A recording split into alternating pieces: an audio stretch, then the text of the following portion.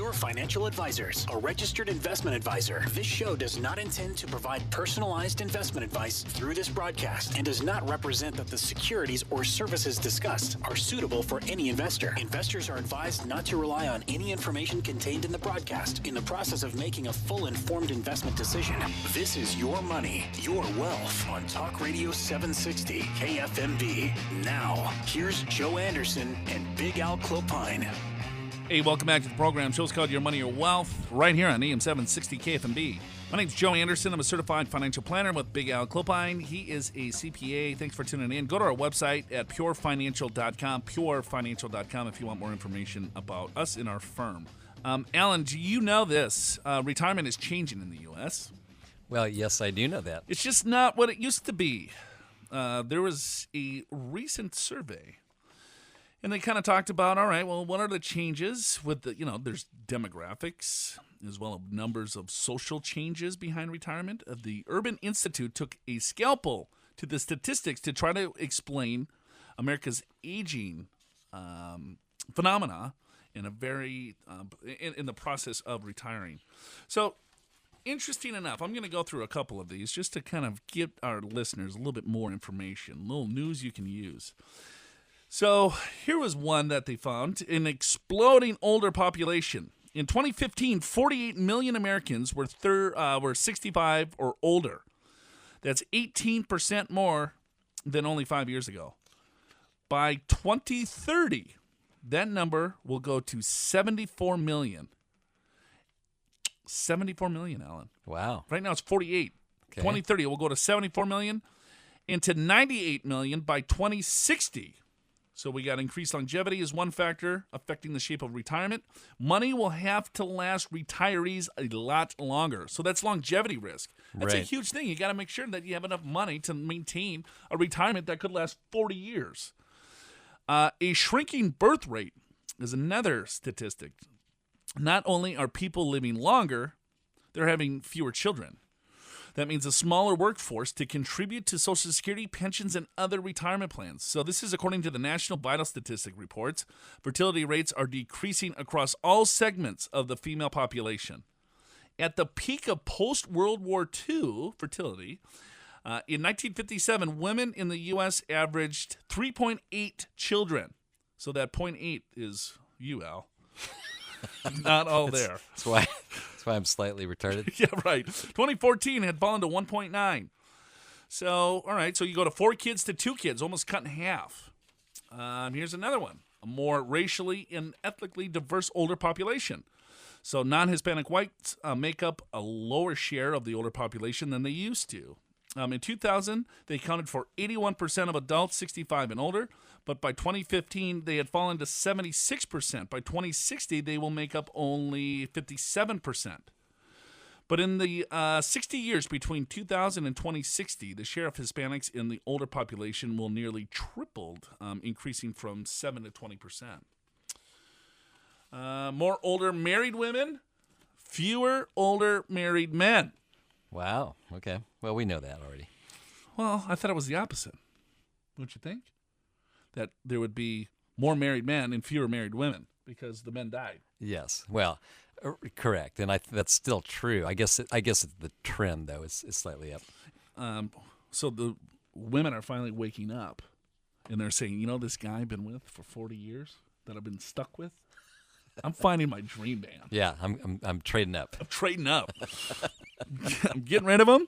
Moving on. As the life expectancy gap shrinks between men and women, there will be fewer widows, with fewer women outliving their husbands.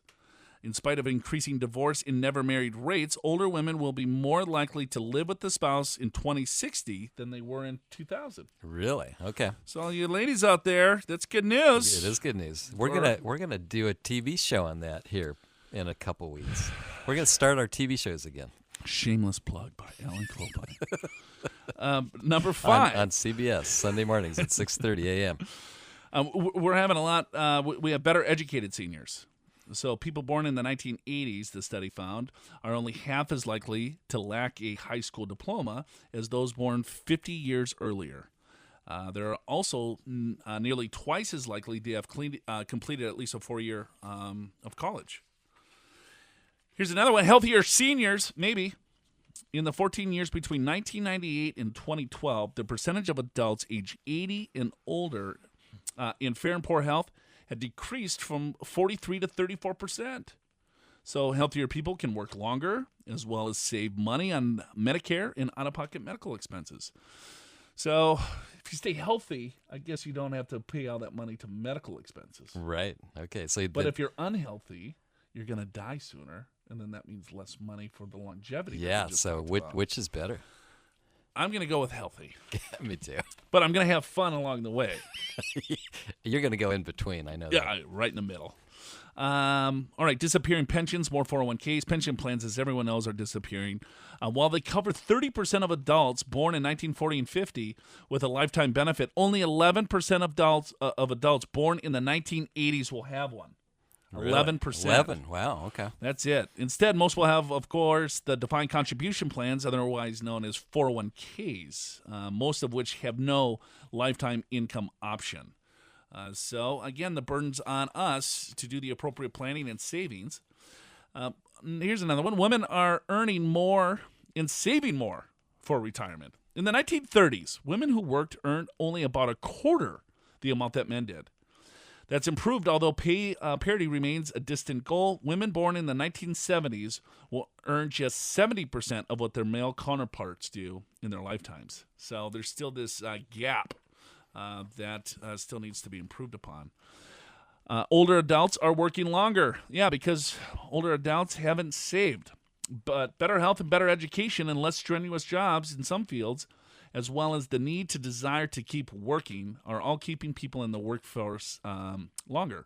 I suppose when you're sitting at your desk versus in the coal mines, Sure, you can work longer. you can work probably a couple more And years. and I think that's, I mean, we talk about this, Joe. That's actually can be a good thing. I mean, in other words, even if you're working part-time, it keeps you still vibrant. It keeps you problem solving, and it gives you a reason to get up in the morning. These are all very important things, and it's going to contribute to your health. So some people are working because they have to, because they need the finances. Others are working because there's a lot of other benefits potentially. And then finally, this is not too positive. More older adults are retiring with outstanding debt. Yeah. Older people are carrying a heavier load of debt into retirement than they used to. That's going to cut into what they have available to pay for retirement expenses. Between 1998 and 2012, the share of adults aged 65 and older with household debt rose from 30 to 44%. And in 2012, 24% of older households had an outstanding mortgage. That's also an increase from 16% from 1998. There's other types of debt have also been on the increase, including credit card debt and so on. The median debt level among older adults with outstanding debt increased 74% in inflation-adjusted dollars over the period to $24,500. So Does that include mortgages or not, or does it say? that Probably doesn't say. Doesn't say. Yeah. But there's good and bad with this new view of retirement, right? Is that, all right, well, here the new view of retirement is that we're living a lot longer, but we're retiring a lot earlier in some cases. Some of you might continue to work and, like Al said, still have that sense of purpose, right? So you have to take the good and the bad. The bad is that, all right, well, you don't have the pension plan that's going to last you, guaranteed income for the rest of your life. Social Security, as we know, they're making some changes with Social Security benefits. Right. With the file and suspend, restricted applications. We'll probably see more changes, in the years to come. And then you got health expenses, right? You take a look at how much your health insurance is going to cost with the new Affordable Care Act. So there's a lot of different things that you absolutely have to take a look at. But if you could imagine your retirement game plan that was no longer just about a number or just about your investments, imagine if you could fill in all the gaps and have all the answers to a rock-solid retirement game plan that covered everything from A to Z. I mean, imagine what kind of confidence that would bring you. Okay, we got to take a break. We'll be back in just a second. Show's called Your Money or Wealth. This is Your Money, Your Wealth on Talk Radio 760 KFMB. Hey, welcome back to the program. Show's called Your Money or Wealth. My name's Joe Anderson. I'm a certified financial planner. I'm with Alan Clopline. He is a CPA. Thanks for tuning in. Right here on AM 760 KFMB. We're looking at a few different things of, just different rules that you want to make sure that you understand or take a look at in regards to retiring And one of them is, you want to ensure that you'll never lose money, is to buy low and sell high. And unfortunately, we continue to do this. When the markets go down, that's when we sell. And when the markets go back up, that's when we buy. So you want to make sure that you have the appropriate allocation to your overall financial goals, right? Another one is don't put all your eggs in one basket. Yeah, that's true. Although I suppose if you pick the right basket and put all the eggs in that, you do quite well. That would be the best investment you can ever possibly make is one individual stock. That's absolutely right. It's also the worst one. You got it. Right? And so here's the thing. I mean, if you're in your 20s and you want to kind of gamble a little bit with a single stock or whatever, go for it. Right? But don't necessarily make that your core strategy. Now, if you're getting close to retirement, that's a terrible approach, right? Because now if you hit a home run in investment, that's pretty nice, right? But it may not change your lifestyle like it would losing everything from that one investment. And that's the problem. You get to retirement age, you just don't have the ability to recover by having just a handful of stocks. Here's one of the most challenging things about retiring is that you have to coordinate several different aspects to create the income, such as your Social Security, right? When are you going to claim Social Security? We just had a recent law change at the end of last year that's going to affect a lot of you, all right? So here's the new rule. I mean, here's the law change is that, all right, well, if I do not, if file and suspend and restricted application. So you still have some time here. So if you turn 62 or if you're 62 and older before the end of last year, you can still file a restricted application. I'll explain what that means in a second. Also, you have another deadline, April 30th, is when you look at claiming strategies such as file for your benefit and then suspend them. All right, those are the two things that are changing. A restricted application is this, all right? So everyone that's 62 years of age and older, this still applies to you. Everyone 62 years of age or younger, this does not apply anymore. And I guess to be real specific, you had to turn 62 by 12/31 of 2015, right? So if you just turned 62, you missed it by a month and a half. So you had to have been 62 before the end of the year. A restricted application works as, all right, well, I have my own benefit, and this works if you're married or had been married to someone for 10 years or 40 quarters. So you can still claim on an ex-spouse as long as you haven't remarried. And then if you have remarried, you have to claim on that spouse. So if you had a really rich spouse and then you have a broke spouse, you can't claim on the rich spouse. Yeah, that's so you may not want to get married, huh? Well, if your marriage is based on Social Security benefits, maybe not. Right. So restricted application allows you to say, all right, well, I don't want to claim my own benefit. I would like to claim my spousal benefit. The spousal benefit is half of the spouse's benefit. So let's say your spouse's benefit's $3,000 a month. The spousal benefit would be $1,500. But some of you are thinking, why on earth would I want to do that? Because my benefit is $3,000 or $2,800, right? It's a lot more than $1,500. So I would much rather claim my own benefit than the spousal benefit. Yes, you do. But, however, if you want your benefit to continue to grow, and let's say you get that 8% retirement credit, the delayed retirement credit each year that you wait after you reach full retirement age, this is a strategy that might make sense. Is that you have one spouse that's claiming for their benefit. You say, you know what? I don't want to claim my own benefit right now. Maybe I just take the spousal benefit. So you file a restricted application, take half of your spouse's benefit, live off of that, right? And then once you reach age 70 or someone older than age 66, then you can turn yours back on and receive that increase in benefit throughout the years that you wait.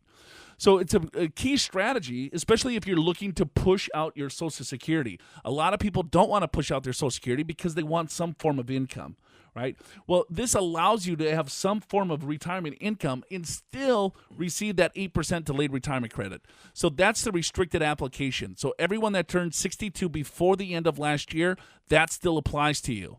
File and suspend is something completely different. For me to claim a spousal benefit, my spouse had to have claimed for their own benefit. But then there was something that's called file and suspend. So let's say, right, hey, honey, I want to claim the spousal because I want to let mine grow, right? Then the spouse goes, well, no, I want to let mine grow too. I don't want to claim mine right now. Well, before, or it still works unless you are not full retirement age by April 30th of this year. You could file for your benefits, go to the Social Security Administration, file for the benefits, but then you say, you know what, I want to suspend them. I want to continue to get that 8% delayed retirement credit. So that allows the other spouse to claim the restricted application. So it works kind of hand in hand here. So you have a short deadline for you to still be able to do this. And the problem is that if you call Social Security, they're blown up. They don't understand the rules. Social Security Administration itself does not understand the rules. I got an email this week from multiple clients and prospective listeners, right? Or prospective clients and listeners. They're like, Joe, man, I listened to the radio show. I tried to do the restricted, or, try to file and suspend. And Social Security Administration, they were like, well, no, you can't do that. So be careful. Be careful. The Social Security Administration, you might have to talk to a couple of different people or work with a professional that can help call with you to make sure that you truly get the benefits that you deserve. Yeah, we've seen this many times, Joe, not just now, that the Social Security Administration doesn't really even understand their own rules and laws. I've had cases, and you have too, where you have to give our clients, or even we'll help them with it, right? But give our clients the the Social Security website information so they can take it into them and say, hey, this is on your website. But this is a big deal. This was a law change that happened last fall, and it affected virtually anybody, where if the youngest spouse wasn't age 62 by year end, they were no longer able to do the strategy. And this is one where you can let your benefits both grow. It's a really big deal. And to let your benefits grow is, well, first of all, you have higher income for life, which is fantastic. Secondly, not all of those benefits are taxable. In fact, in worst case, only 85% of Social Security benefits are taxable. So if you can get a greater benefit, you've got more tax-free income. And get this, no Social Security benefits are taxable in California. Zero. You don't pay California taxes on Social Security. So if you're thinking, what's the best way to increase my net, what I get to keep? Well, one way is Social Security strategies. So you maximize that benefit. You don't pay 100% tax on the earnings from Social Security, and you pay no tax in California. Huge. It's gigantic. So when you look at, all right, well, how can I maximize my retirement income long term? Well, making sure that you understand what has available to you in regards to your overall benefits. Because, I mean, there's it's something stupid, like 567 different ways to claim your Social Security benefits. So I guess if you do the math there, that means there's probably 566 different ways you can probably blow this thing up. And if you do, it will be leaving tens, if not thousands of dollars on the table, possibly more. So Congress, as we just talked about, got rid of a few different Social Security claiming strategies this year. So the new rules make it more important than ever to make informed decisions when incorporating Social Security into your overall financial strategies. So I want you to discover how to wring every nickel out of the benefits that is rightfully yours. Got to take another break. Show's called Your Money, Your Wealth. Now back to Your Money, Your Wealth on Talk Radio 760 KFMB. Hey, welcome back to the program. Show's called Your Money, Your Wealth. My name's Joe Anderson. I'm a certified financial planner. I'm with Big Al Clopine. He is a CPA. Thanks for tuning in today. Hopefully you enjoyed the show. If you want more information or listen to some old podcasts, you can go to Your Money, Your Wealth right there on iTunes. Download the podcast, Your Money, Your Wealth on iTunes. Or go to purefinancial.com. There's great information on our website as well. What do you got there, Big Al? Well, Joe, I want to talk about how working an extra year can improve your retirement finances pretty substantially. And I think a lot of people don't realize that sometimes, you want to retire at age 65, and then it's like, well, what if I work one extra year? Well, that's probably not going to make much of a difference, right? And the answer is wrong. Those final few years that you actually work make a big, big difference in the success or even failure of retirement. And let me go over some of the reasons why that's true. One is if you wait another year, your Social Security payments are going to be bigger. So let's explore that. First of all, for every year that you wait, if you're already age 66, you're going to get an 8% raise the following year. In other words, if you were going to receive a couple $1,000, next year it's $2,160 and so on. And you can wait all the way to age 70 and increase it that way. But Joe, another thing people don't realize is that your Social Security benefits are based upon your 35 highest years of wages. And chances are your last year of working is a lot higher than some of your earlier years. So you have higher wages, and so you get a higher benefit that way too. Now you do this 2 years, 3 years, 4 years, it's a gigantic difference.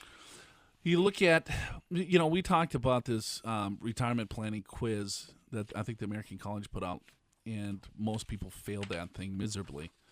And a question was what is the least beneficial to you, and I think I'm just going off memory. It's like, all right, if you save 5% more of your income for the last 5 years of your retirement, if you delay your Social Security for a couple of years, or if you work 2 extra years. Right, that's exactly right. It was actually saving. So which one is going to help you the least? And the first one was saving another 3% of your pay for 5 years. That's one choice. Another choice is delay your Social Security benefits for 2 years. And the third one is to delay your retirement for 2 years. So if you think about it, right, all of them are pretty good. Yeah, I mean, all of them help you. There's no question. Right. But one of them has much less benefit than the others. And it's actually saving that 3 or 5% per year.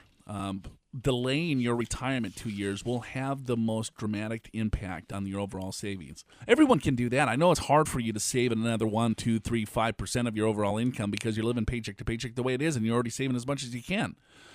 But if you just work 2 more years, instead of saying, hey, you know what, I'm going to retire at 62, retire at 64. Instead of 66, retire at 68. That's all. Just 2 more years. I know it's like, oh, my God, I can't stay in my job. I hate this place. That's what Alan says every day he comes into work. Not really.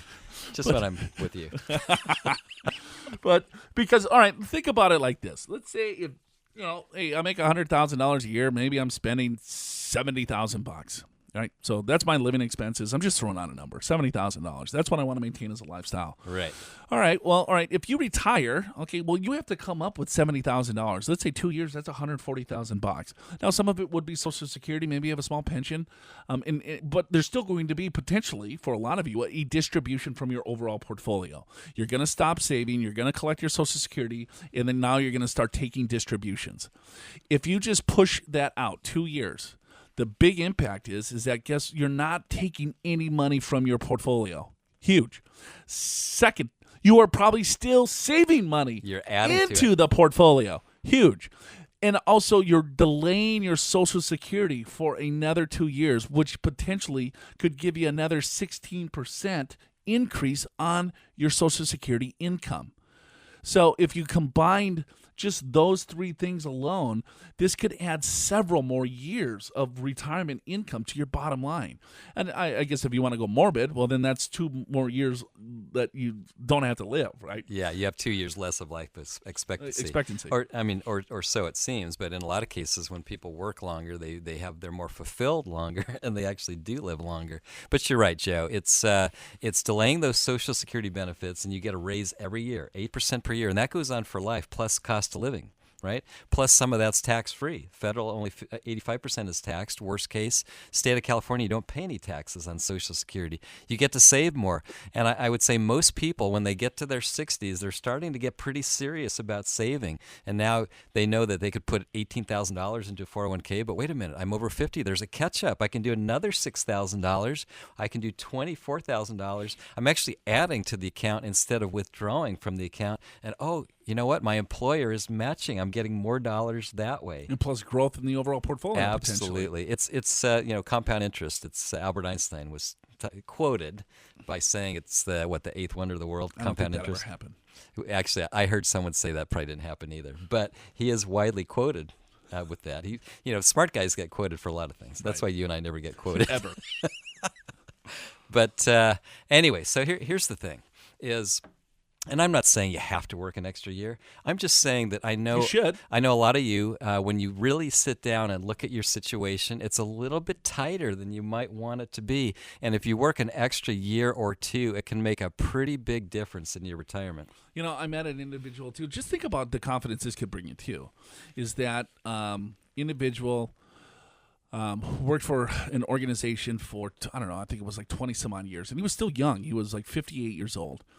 And he's like, Joe, he had a disability, but then now he's ready to go back to work. But he couldn't work for about 8 months or a year. And then he was fine. He's ready to go back to work.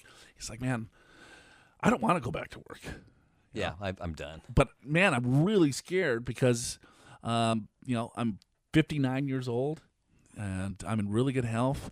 And this is a time frame here that, have I saved enough money? Am I going to be able to do all of this? Plus, I'm not 59 and a half yet. And how does all this stuff work? And Social Security is so far away. And so you look at the numbers. Unfortunately, he's saved, right? He had $1 million. He doesn't spend a ton, but it's like, all right, well, here you want to spend $50,000 plus your mortgage, so that's $70,000, right? You got $1 million, so it's like, oh, that's tight because you're going to be pulling about 7% out of your portfolio. Yeah. But then if you looked at it, it's like, okay, well, 7%. And I said, well, how about if you do this? You could retire. But why don't you get a part-time job? Because he was making a couple $100,000 a year, really stressful job. And he's like, well, I go, how about if you get a job making $30,000 a year, right? Could you? Oh man, I could, easily do that. Maybe I just, do something that I really enjoy. I like decorating homes. Maybe I could find something there, or work part-time somewhere. So you don't have to go full-time. Maybe you just cover that gap until Social Security. Right, for 6-7 years and make $30,000, $25,000, something, so you can get out of the 9 to 5 rat nest, or probably 9 to 9, right, rat race. Yep. And then say, all right, well, here I'm going to retire or semi-retire, and then as long as you understand the numbers and do a little bit of math, I mean, this goes a long, long way. I mean, the confidence is huge. All right, we got to take another break. When we get back, we're going to wrap up the show. Show's called Your Money, Your Wealth, right here on AM 760 KFMB. This is Your Money, Your Wealth on Talk Radio 760 KFMB. Hey, welcome back to the program. Show's called Your Money, Your Wealth, right here on AM 760 KFMB. Joe Anderson here, certified financial planner, alongside Big Al Clopine. He is a CPA. I thought this was kind of interesting. 5 signs that you are doing retirement all wrong. Okay. Do you know what the 5 signs are, do you think? No, you tell me. I got nothing left. You say things like, buying bras on sale with Amazon one-click is the highlight of my day. I would have never guessed that. Big Al says that at least 3 times a week. That's why I didn't answer your quiz. I would have got it wrong. Boredom in retirement is a real thing. So be careful there. Imagine being in a car in motion that hits a brick wall. Oh, that's a nice thought. We're supposed to be ending the show on a high note. Occupants go flying when the car stops, right? That's what happens to people who stop work abruptly without considering what they're actually going to do day to day. And since life doesn't come with airbags, it can get rough out there. Okay. All right, number 2. Your wine regularly disappears, even though you stock up at Bedmo's 5-cent sale. Dude, I think that's a glorious retirement right there. Yeah. So are you saying we're going to drink more? Several studies, Big Al, have found that retirement leads to drinking more alcohol. Alcohol is the most common form of substance abuse by older adults. Nearly 3 million Americans aged 55 and older suffer from alcohol abuse. By some estimates, that figure will reach roughly 6 million by 2020. Well, what is alcohol abuse? If I drink a couple bottles of wine a day when I'm retired, is that abuse? You've abused it, sure. Well, there's wine, there's HDLs, it helps with limited, stroke and heart attacks. Yeah, but 2 glasses. 2 glasses 2 for bottles. Men, 2 glasses. Well, whatever. And 1 glass for women, 2 glasses for men. That's the recommended amount. Well, when I'm retired, I think I'm drinking 2 bottles. So you're part of that 6 million. I've had a long road. I'm waiting for it. Okay. You are afraid to spend money and enjoy yourself because you worry you are outliving your savings. Yeah, boy, we hear that one a lot. And I wish some people would say that when they have no money because they're spending like crazy. But the ones that have money, they can't seem to spend it. It's a pretty interesting dynamic. Welcome to the world of retirement. Where nobody thinks their money will stretch long enough if they live to be 100. Let's see here. The chances on a run. Life expectancies have increased, so do you have enough money? All right, so here's something. The 2010 census said there were 53,364 people in the U.S. who were 100 years of age or older. Really? Okay. Which is about 17 per 100,000 people. Do you know any 100-year-olds? Personally, yourself? No, me neither. I know a lot of 90s. Give me 10 years. Yeah. Right? Yeah, I actually knew a couple 90-year-olds, but they didn't make it to 100. Yeah, my grandma lived in 94, 95, and she was still drinking beer. Yeah. Right? But she was only doing 1 drink a day. Oh, whatever. My grandma weighed about 87 pounds, and she put like a case of Natural Light down. Natural light. Natty Light or something like that. You got to stay light. Yeah, And that's the key, I right? actually like Keystone Light. Keystone Light. Oh, it was awful. So bad. If all they had was Keystone Light, I guarantee you I would not drink another drop of beer. And I'm a big fan of cold beer. I know you are. Okay, 4. You think old is a 4-letter word. Okay. So you got to embrace. Yes. Alan. You have to embrace I agree with your that. age. I'm with you. Old is not a 4-letter word. Here's what I've noticed, though. A lot of ladies have trouble with that. Well, I think a lot of people have trouble with that. Yes, you know? I'd say particularly the ladies that I know. Well, I think you're being sexist now. I suppose. I'm just saying what I've seen. Or well, you're just speaking from experience. Is what you're Yes, saying. that's all I'm saying. I know several men. Remember? Well, I'm not even going to go there. Yeah, Because this is, I found this article. I think this is a little bit more entertaining than. Then going over tax changes? Yeah. Yeah, I suppose you're right. But we can No, rapid fire that. I'm not very interested in my thing anymore. It's like, What else do you have? if you're a teacher, you can still deduct 77 cents. Yeah, that's my number one thing. $250 for teachers. They can deduct it above the line. There you go. Above the line deduction, teachers, $250. That's- That will save you probably $35. But that's a permanent change. Okay. How about this? You believe that downsizing just means your house. So this is what I'm going through. If you just joined us here, are 5 signs that you are doing retirement all wrong. Well, no one just joined us. Everyone tuned out already. Now, guaranteed, they were like texting their friends and they're saying, "Turn on 760 right now." You think? I guaranteed at least 2 people did. Okay. Your mom? Yeah, she's like, "Oh my God, Anderson's making an ass out of himself." You believe that downsizing just means your house. Okay, so we all travel more smoothly when we carry less baggage, right? Retirement really is a time for carry-on luggage only. While you may consider moving to a smaller, less expensive home, also consider shredding the stuff that weighs you down. Okay. I think that's good advice. So it's time to ask your adult kids to get out, Big Al. No, it's time. I'm 1 for 2. It's time to ask your adult kids to clean out their childhood bedrooms because you no longer have room for their Little League trophies. Yeah, we already did that. You did. Yeah, in fact, we decorated both rooms. We have an Africa room and a beach room. They're no longer Robbie's room and Ryan's room So do you hang out in the African room? all the time. What do you do in the African room? Pretend we're in Africa. Oh my God. Put on African music. And then the beach room? What do you guys do there? Pretend we're at the beach. You should come over and try it. Hey, do you want to go to the beach? Hey, you're going the wrong way. No, I'm going to Big Al's spare bedroom, Robbie's room. It's now a beach room. No, you get to pick Africa or beach. Or you can go to our room, I suppose. Ours is a Tommy Bahamas room. Oh, Tommy. All right. Well, that's So those are the 3 rooms. 3 little theme rooms there. Yeah. All right. So let's go through some tax law changes and get the heck out of here. Well, we just got a couple seconds, but the tax extenders bill, which kind of keeps getting approved, but they made a bunch of this stuff permanent, like deducting state taxes or sales taxes, the higher of the two, deducting mortgage insurance premiums. That was extended to 2016. Some big ones: enhanced child care credit of $1,000 per kid if they're under age 17. There's certain income limitations, but that's been made permanent. Section 179, if you're a business owner, $500,000 you can write off. Pretty exciting stuff. Anyway, that was in the bill that passed on December 15th. Do you know what it was called? No. It starts with Protecting Americans from Tax Hikes Act of 2015. Really? Wow. Shortened, the acronym is PATH. Path. So we have a path. Okay. We have a path. Yeah.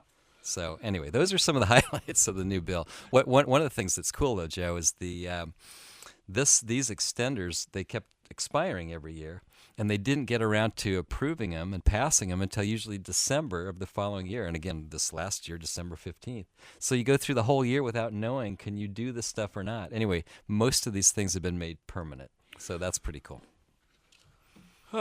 Well, few other notable items there too. Another thing is when it comes to your IRAs, gifting at $100,000 directly to charity. Yeah, that is a big one. Is now permanent. Yep. So let's say if you're approaching 70 and a half, you can take your required distribution up to $100,000 and directly give that to charity. We've used that strategy quite a bit for a lot of you that have large retirement accounts. There's no way that you'll ever be able to spend that. You want to pass it to the next generation, and you give to charity. We can do that RMD to the charity and then do Roth IRA conversions, because you cannot convert a required distribution. So you can get money out to charity as you wanted to, plus that doesn't show up on your tax return to give you more room to do some conversions. So there's a lot of different things with this new tax bill that can benefit you from a permanent basis. So take advantage of it. All right, that's it for us. Hopefully you enjoyed the show. Go to our podcast at iTunes, Your Money, Your Wealth, or go to our website, purefinancial.com. For Big Al Clopine, I'm Joe Anderson. You just listened to Your Money, Your Wealth right here on AM 760 KFMB. Have a wonderful weekend. We'll be back again next week.